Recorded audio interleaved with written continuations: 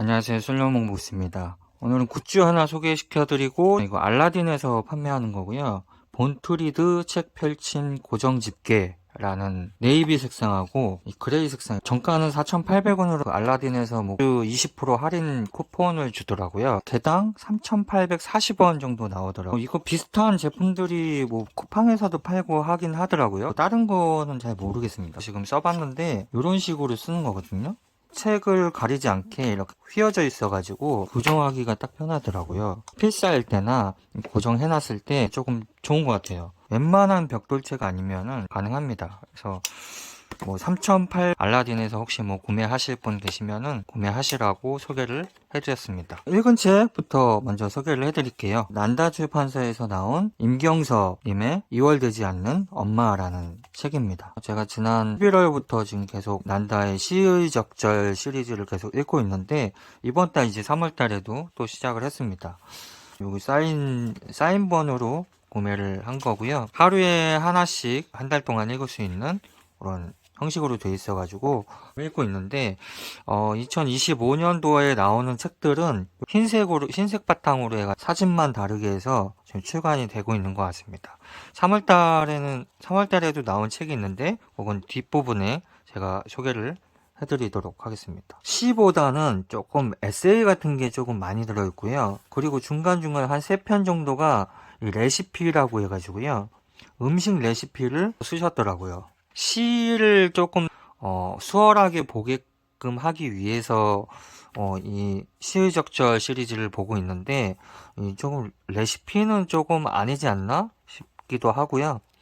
근데 중반까지는 조금 그냥 그렇게 읽히다가 중반 이후서부터 이제 2월 되지 않는 엄마라고 하는 챕터가 나오면서부터 이제 엄마와 아빠에 대한 이야기들, 그런 이야기들이 들어가면서 조금 깊이 있는 이야기를 듣게 돼가지고 그게 좀 좋았던 것 같습니다. 그래서 나쁘지 않은 작품이었고요.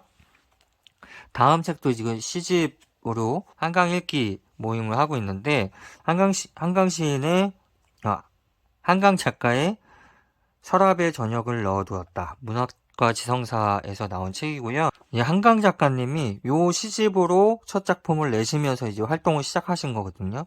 근데 시집을 좀 읽다 보면은 한강 작가의 초반에 나왔던 그런 소년이 온다나 채식주의자의 느낌이 그대로 이 시에 조금 반영이 돼 있는 것 같은 느낌이 들었어요.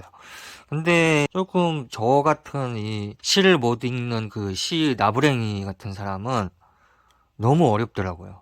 독서 모임을 해본 결과 좋았다는 분들도 많습니다. 근데 매우 어려웠다. 그리고 저도 이 시집을 읽고 뭔가 좀 남아있는 그 시가 하나도 없었어요.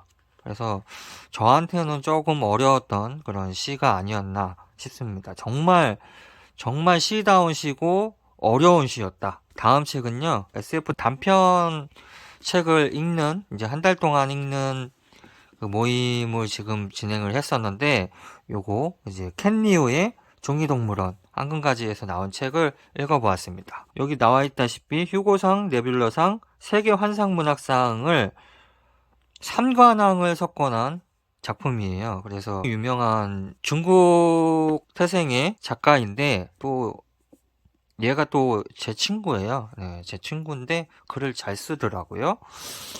이 안에 작품 중에서 저는 종이동물원 단편하고 그 다음에 모노노아레 그리고 요 뒷부분 다 좋았어요. 태평양 횡단 터널 약사 송사와 원숭이왕 그리고 역사의 종지부를 찍은 사람들에 대한 이야기가 나와 있는데 SF로 시작해서 환상문학 그리고 역사 이야기, 그러니까 여러 가지 장르가 버무려져 있는 거의 570페이지 정도 되는 긴 작품입니다. 요 태평양 횡단 터널 약사하고 역사의 종지부를 찍은 사람들, 이게 일제강점기 시대에 중국하고 대만 이런 데 이야기를 하고 있거든요. 그리고 그 이야기 중간중간에 한국의 일제강점기 시대의 이야기도 나오고 있어가지고 우리나라하고는 거의 비슷한 역사관을 가지고 있는 이런 이야기들이 담겨 있어서 이거 굉장히 흥미롭게 봤습니다. 저는 개인적으로 단편을 그닥 좋아하지 않는데 이 한 편 한 편이 굉장히 완성도가 높은 작품이었습니다. 그래서 볼 때도 이렇게 주시면서 봤고요. 다음 책은요. 요거는 그 유명한 북튜버이신 분이 소개를 하셨던 책인데 세종서적에서 나온 유물멍이라는 책입니다.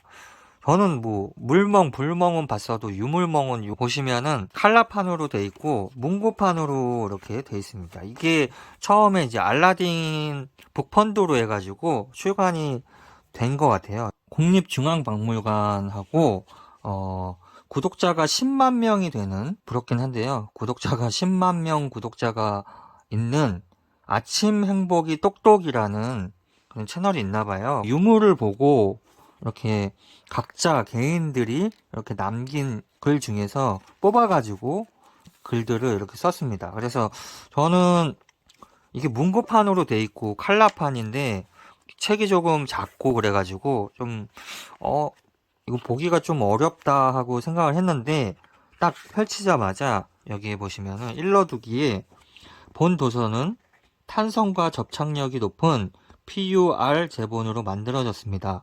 페이지 중앙부터 천천히 위아래로 눌러 펼치면 더욱 편안한 감상이 가능합니다. 그래서 이게 그냥 보기에는 너무 탄성이 세가지고 보기가 이렇게 어려워요. 근데 이렇게 펼쳐서 중앙부터 위아래로 이렇게 해가지고 이런 식으로 해서 보라고 이렇게 나왔는데 그래도 조금 보기가 힘들긴 한데 아까 제가 소개해드렸던 이 본트리도 책 집게로 해가지고 이런 식으로 해가지고 봤습니다. 손으로 하고 있으면은 손이 아플 정도예요. 이 작품을 봤을 때 이게 너무 개인적인 뭐 이야기잖아요. 이 유물을 보고 생각나는 개인들의 이야기를 써놔가지고 그게 약간 아쉽기는 했습니다. 처음 시작할 때는 이렇게 색깔별로 구분을 한 것 같아요. 처음에는 청색 시리즈가 나오고요. 두 번째는 이렇게 백색에 관련된 백자 같은 것들이 나오고 세 번째는 이제 금색에 관련된 유물들이 나오고요. 그리고 네 번째는 이렇게 검정에 관련된 유물들, 그리고 다섯 번째는 이렇게 붉은색에 관련된 이렇게 관련된 유물들, 그리고 하고 이제 기타 등등 이렇게 나와 있고요. 뒷부분에는 이제 미술 작품, 그림 작품들 이렇게 소개가 되어 있습니다. 그리고 중간에 보면은 이렇게 우리나라 유물 말고도요, 다른 나라의 유물도 이렇게 섞여 있습니다. 이건 미얀마 종이 코끼리 작품인데 다른 나라의 유물들도 약간 섞여 있습니다. 개인적인 글들은 조금 흥미를 못 느꼈어요. 읽다 보니까 이 뒷부분에 이 유물들에 대한 큐레이터가 있더라고요. 한 이 정도에 관련된 유물들의 큐레이터가 담겨 있어가지고 마음에 들었다. 그리고 모르는 사실을 조금 알았던 계기가 됐고, 그 다음에 마지막에 보면은 아이가 그린 세상 그리기 잔치 수상작 모음 해가지고 아까 그 유물을 보면서 아이들이 그린 그림들을 같이 수록을 해놨습니다. 그리고 마지막엔 유물의 출처 이렇게 있고요. 그래서 읽으면서 제가 알고 있었던 그런 유물들도 있고 제가 몰랐던 유물들 보시면은 체크해놨는데 이런 건 제가 몰랐거든요. 약간 건방지게 앉아있는 불상, 그리고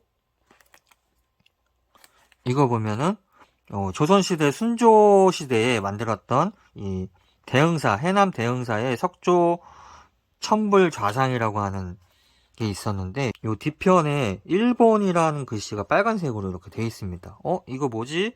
일본이 훔쳐간 건가? 아니면 일본이 만들어서 우리나라에다가 기증을 한 건가 해서 봤더니 이게 1817년 순조시대에 이 승려 장인들이 해남 대흥사에다가 모셔놓으려고 경주에서 만든 불상이라고 합니다. 그래서 경주에서 해남까지 배로서 이렇게 배에다 실어가지고 운반을 하던 중에 풍랑을 만나가지고 어떻게 하다가 일본으로 넘어가게 된 거예요. 그래서 일본에서 그래도 다행히 안착을 해서 그 다음 해에 다시 그 해남으로 출발을 해서 해남 대형사에다가 기증을 했다. 근데 이 얘기를 다산 정약용 선생이 이 이야기를 듣고 그러면 이 이야기를 후대에도 남기면 좋겠다. 그래서 이 불상의 뒷면에 이 일본이라는 글자를 새겨서 오래오래 후대에 기억하게 만들자라고 제안을 해가지고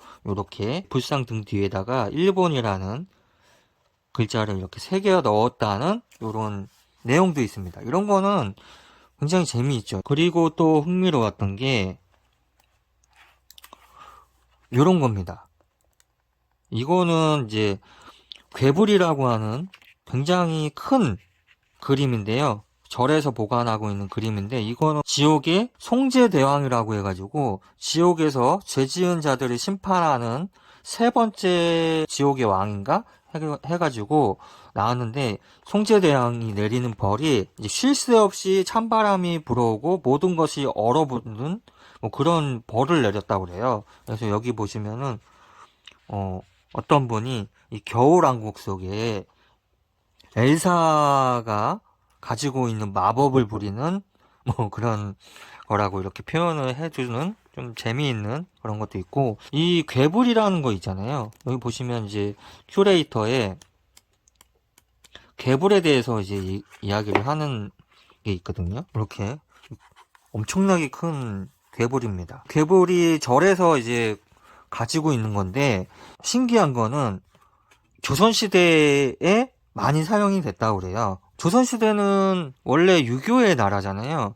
이 고려시대의 이 불교의 폐해로 인해서 불교를 폐지하고 유교 사상을 받아들인 조선시대에서 사대부들은 유교 사상을 가지고 있지만 이 뭐 신라시대, 통일신라시대, 삼국시대, 고려시대를 거치면서 이 민중들한테 뿌리 깊게 박혀있는 이 불교 사상이 이 조선시대에도 암암리에 이렇게 없어지지 않고 널리 퍼졌다는 걸 알 수 있고 그리고 이 괴불이라는 거는 이 조선시대에 임진왜란이나 병자호란 때 수많은 사람들이 죽었잖아요. 그 죽은 영혼들을 달래기 위한 천도제에서 많이 쓰였다고 그럽니다. 그래서 그 영혼들을 좋은 곳으로 보내기 위한 그 천도제에 많이 쓰인 그런 괴불이라고 하고 이게 작게는 4m에서 뭐 14m까지 되는 작품이라고 그래요. 그래서 이 절에서도 이 행사를 할 때 거의 무게가 한 300kg 정도 됐기 때문에 큰 마음 먹고 꺼내야 된다고 뭐 그런 이야기가 담겨 있습니다. 이런 것도 이런 큐레이터를 통해서 새롭게 알게 된 겁니다. 그리고 이게 절에서 꺼내가지고 이 박물관에다가 이렇게 부처님 오신 날을 기념해가지고 이렇게 진열을 한다고 하는데, 요 진열을 할 때, 약간 우리 사람들이 이렇게 건강검진 받으러 가는 것처럼 여기 이제 박물관에 이제 오면은 이렇게 이 작품에 대한 거를 건강검진을 박물관에서 해준다고 합니다. 그래서 최상의 컨디션을 유지할 수 있도록 이렇게 관리를 해준다고 하고 이렇게 사람 한 명이 이렇게 있는데 엄청나게 큰 작품입니다. 이거를 어떻게 또 사진을 찍었는지는 모르겠는데 아무튼 이런 사실에 대해서 알 수 있었던 참 유익했던 유물멍이었다. 녹색강선에서 나온 책이고요. 시도니 가브리엘 콜레트의 쉘이라는 책입니다. 이게 색깔이 굉장히 강렬한 붉은색의 책이고 표지에 실린 이것도 아마 영화의 한 장면 같은데요. 생소한 작가이기도 한데 요 분이십니다. 콜레트 어디서 많이 들어봤는데 이제 대한민국 독자분들에게는 아직도 콜레트의 이름이 생소하겠지만 그녀는 프랑스의 국민 작가라고 불릴 만큼 대중적인 사랑을 받았던 작가라고 합니다. 그녀가 1954년에 세상을 떠났을 때 장례식은 국장으로까지 치러졌다고 그러고요. 최초의 국가 장례로 파리의 전설이 된 그녀를 그렸다고 할 정도의 그런 작가라고 합니다. 이분도 프랑스 여성처럼 강렬한 인상을 지니고 있는 작가인 것 같아요. 쉐리의 백미는 무엇보다 절정이 곧 결말이고 결정인 엔딩일 것이다. 콜레트는 정보를 조금씩 내어주며 서사를 쌓은 끝에 고조시킨 절정에 레아와 쉐리의 재회에 독자를 높이 올려두고 이야기를 끝내버린다. 무참하지만 멜랑콜리로 겨우 견딜 수 있는 그곳에 올라가기 전에 부디 조심하시길이라고 되어 있습니다. 이것도 책 디자인이 이뻐가지고 구매를 했습니다. 요거를 구매한 거는 이거를 구매하기 위해서 주문을 했던 건데요. 엊그저께 출간한 알베르 카미의 계엄령이라는 책입니다. 요번에 엄청나게 지금 이슈가 되고 있는 책이에요. 또 우리나라 지금 시국에 맞는 이 계엄령. 제가 이 계엄령을 읽으려고 책세상 출판사에서 이 알베르 카미의 전집이 나왔잖아요. 그래서 이 계엄령이라는 작품이 그 책세상 출판사에서밖에 없었어요. 그래가지고 그거를 구매해서 읽으려고 했다가 이 계엄령의 출간 소식을 듣게 돼가지고 참다가 구매를 했습니다. 요거와 짠 보시면은 거의 동일한 책이지만 이 글자색을 블랙으로 한 요거는 이제 독립서점 그 아독방에서 특별히 한정판으로 해가지고 판매를 했던 그런 책입니다. 지금은 아마 재고가 없을 거예요. 이렇게 두 권의 책을 구매를 했습니다. 보시면은 약간 이렇게 블랙 요거는 벌써 구매하자마자 이렇게 검정색이 약간 떨어져 나간 거를 볼 수 있습니다. 아무튼 이 블랙 오어 화이트라는 컨셉의 요 두 권의 책을 받았습니다. 다음은요. 난다 시의적절 시리즈의 3월달 김용택 시인님의 사랑 말고는 뛰지 말자라는 책입니다. 이제 봄이라서요. 이 봄에 관련된 요 표지가 강렬한 책입니다. 표지 사진은 장우철님의 할아버지 산소 가는 길, 논산 이렇게 해가지고 역시나 흰색 표지. 아까 보시면 25년 책들은 거의 다 흰색 표지로 아마 나올 예정인 것 같습니다. 김용택 시인님이 나이가 조금 들어 계세요. 그리고 전북 임실에서 살고 계시다고 합니다. 그리고 이렇게 친필 사인이 담겨 있는 거고요. 이게 조금 늦게 나왔어요. 그래가지고 조금 늦게 받게 돼가지고 한 5일 정도를 밀려가지고 제가 어저께 이제 5일치를 다 읽었는데 역시나 연배가 있으신 시인님이다 보니까 글들이 아주 좋습니다. 그래서 재미있게 읽을 예정인 책입니다. 현대문학에서 나온 세계의 문학 단편선 해가지고 스타니스 와프렘의 단편 14편이 들어가 있는 단편집을 구매를 했습니다.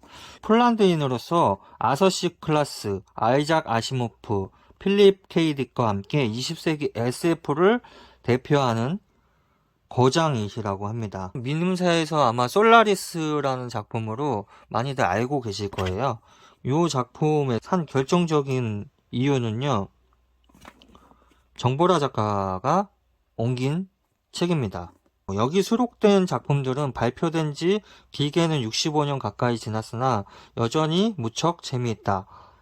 소재와 발상이 조합이 신선하다. 무엇보다도 인간 존재에 관해서 끊임없이 질문을 던진다. 우리는 어디에서 왔으며 어떤 목적으로 누구에 의해 창조되었고 이 세계에서 삶을 어떻게 살아가는가.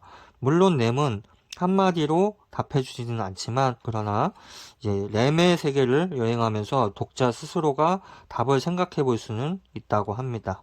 다음 작품은요. 현대문학에서 나온 헤르만 헤세의 유리알 유희라는 책입니다. 요거는 두껍긴 한데요.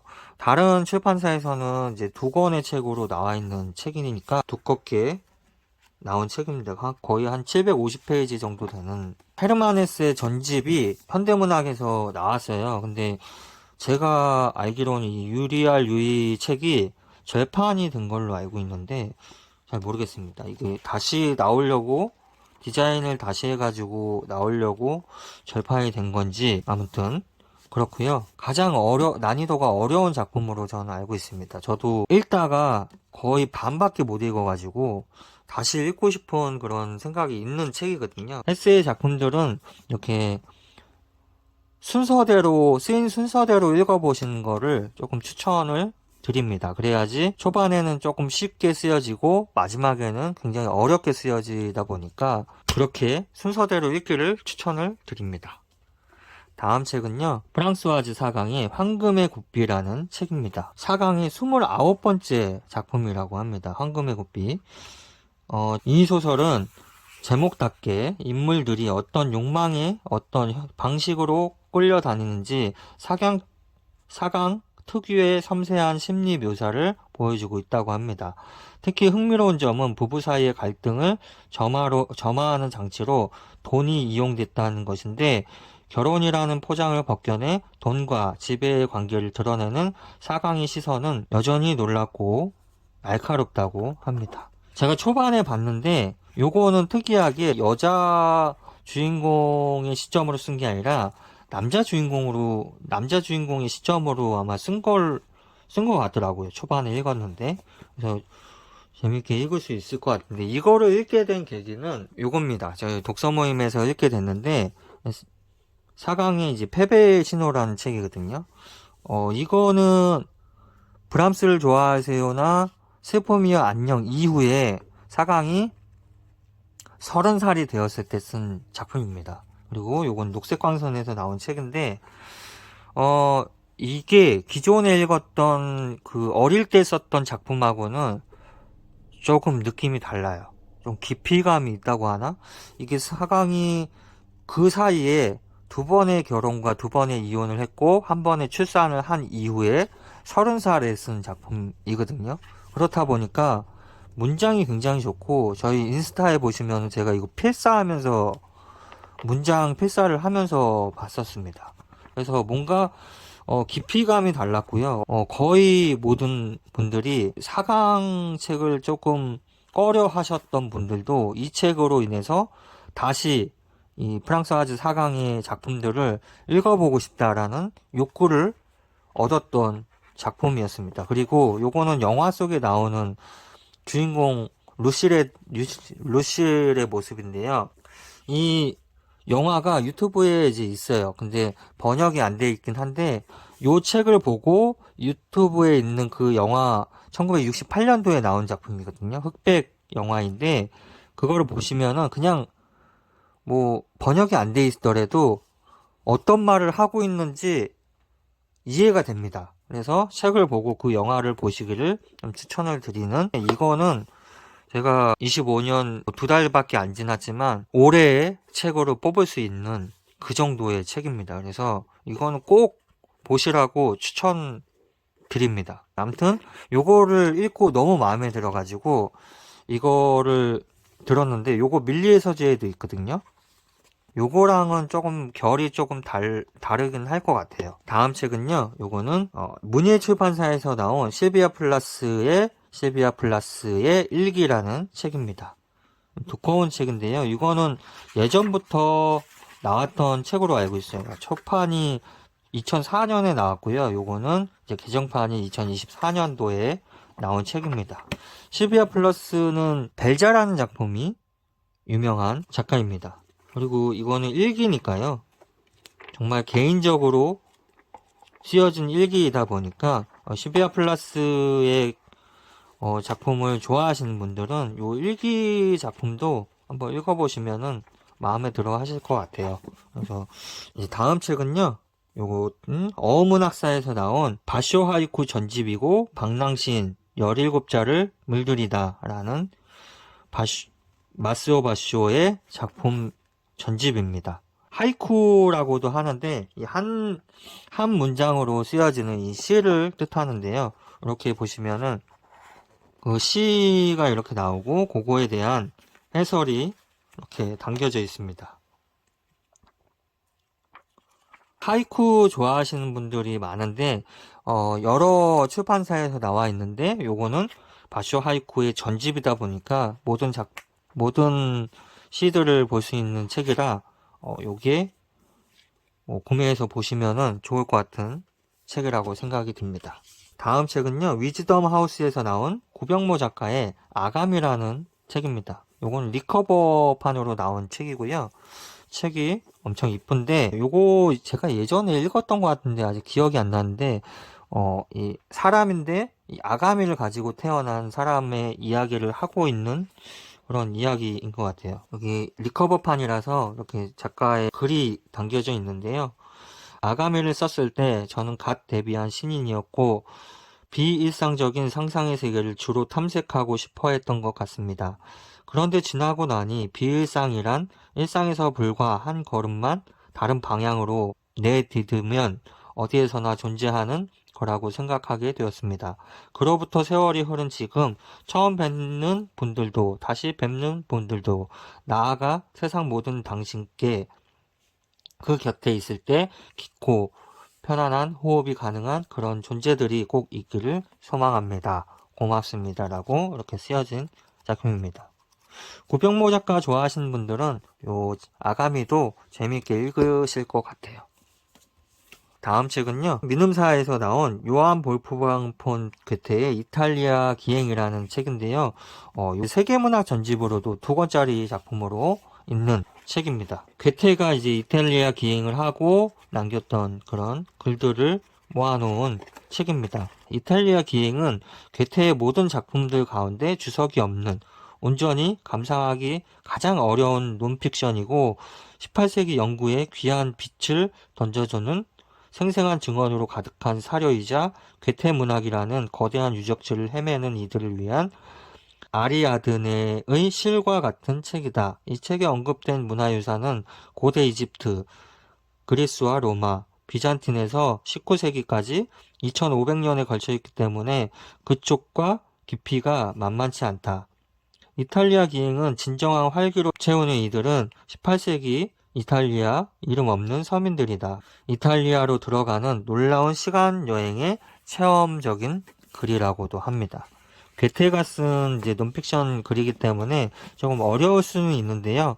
이탈리아에 또 관심이 있고 기행기에 관심이 있는 분들이시라면 워낙에 유명한 작품이기도 하고 하니까 그래서 오늘은 이 정도의 책들을 소개를 해드렸습니다. 저는 다음 시간에 또 뵙도록 하겠습니다. 안녕.